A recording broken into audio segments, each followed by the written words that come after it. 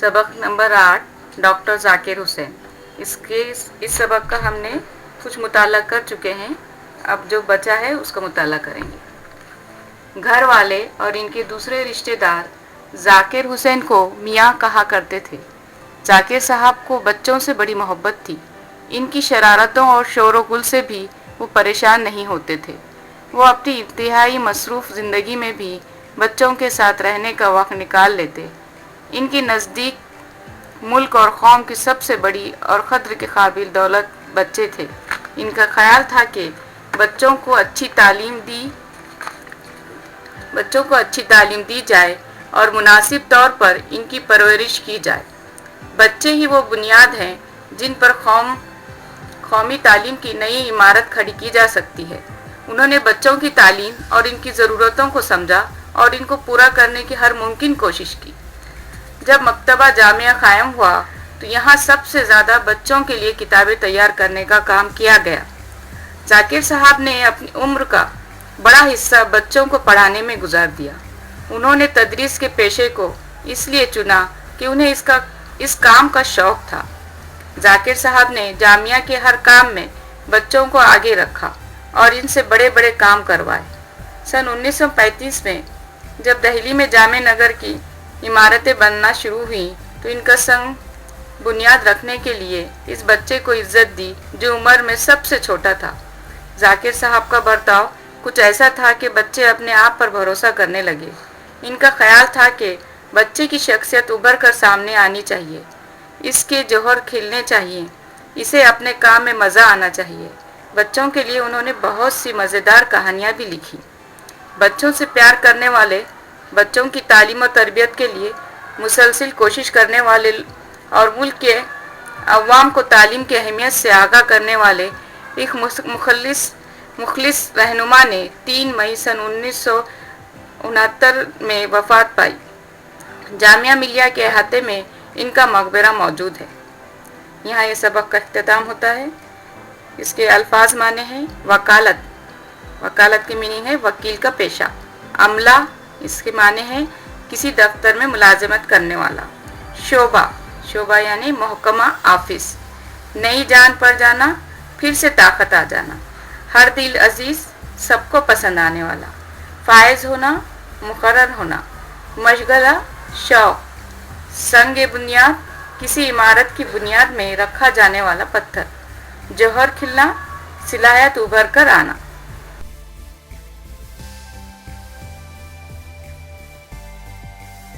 एक जुमले में जवाब लिखिए।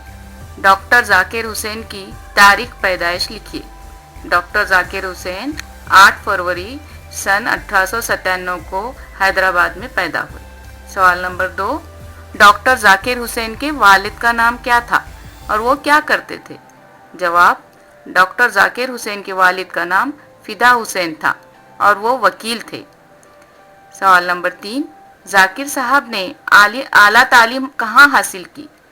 जवाब, जाकिर साहब ने आला तालीम यूरोप में हासिल की। सवाल नंबर 4, डॉक्टर साहब ने जामिया मिलिया में कब तक खिदमत की? जवाब, डॉक्टर साहब ने सन 1948 तक जामिया मिलिया की खिदमत करते रहे। सवाल नंबर 5, जाकिर साहब को बिहार का गवर्नर बनाने के लिए किसने इसरार किया? जवाब, डॉक्टर साहब को बिहार का गवर्नर बनाने के लिए पंडित जवाहरलाल नेहरू ने इसरार किया।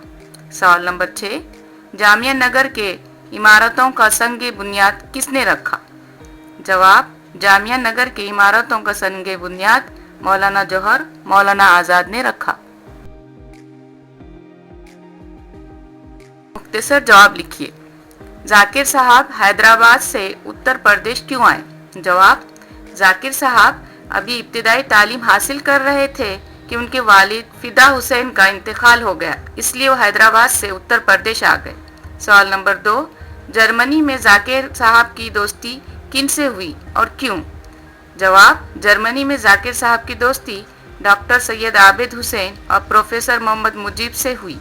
क्योंकि इन तीनों के मिजाज में एकसानियत थी, इसीलिए वो गहरे दोस्त बन गए।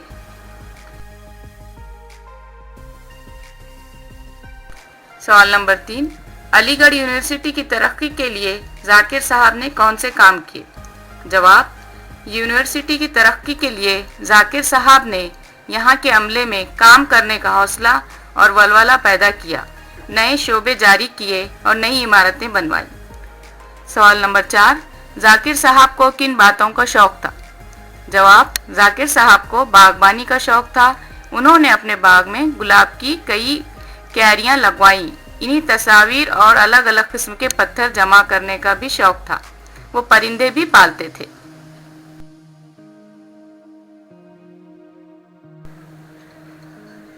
سوال نمبر 5، بکری کو دانہ کھلانے کا واقعہ بیان کیجیے۔ ذاکر صاحب نے بیگم سے کہا کہ آپ بکری کو کھانا کس طرح دیتی ہیں؟ طریقہ ٹھیک نہیں، بکری کو چٹائی پر بٹھا کر دانہ دو اور اس کا منہ دھو آؤ، پھر تسلے میں کھانا سجا کر بکری کو دو۔ سوال نمبر 6، کس واقعے سے پتہ چلتا ہے کہ ذاکر صاحب غریبوں سے بھی ملاقات کرتے تھے؟ جواب، غریب بڑھیا کے گھر وہ خود مزاج پرسی کے لیے گئے تھے۔ اس واقعے سے پتہ چلتا ہے کہ وہ غریبوں سے بھی ملتے تھے۔